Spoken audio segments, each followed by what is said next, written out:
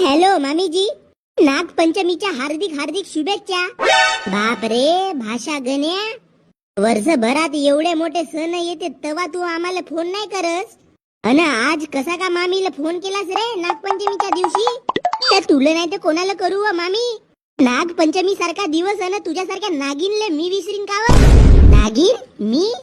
मग काय तर मामी, लमचे माझ्या जिंदगी मध्ये तुने पुरा विष भसरून ठेवली आहेस. बिडी नाही पेलं तरी माझ्या बापाला फोन लावून सांगलीस का बिडी पेलन म्हणून? तुझ्या गावी येऊन तुझ्या पोरीला थोडासा हात का लावलो? तर गावभर ढिंगाणा केलीस का माझ्या भाषानं माझ्या पोरीचा पोट आणलं म्हणून? लमचे काही सांगतेस काय मामे? एक नंबरची नागिन आहेस तू, नागिन. मामा कुठे गेला? मामा झोपलाय.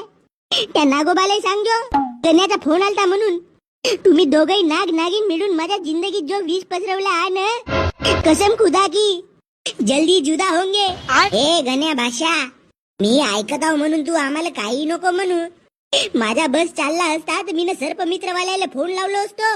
त्याला सांगलो असतो का एक नाग आणि एक नागिन आपल्या मंदी सांडासारखा फिरत आहेत म्हणून.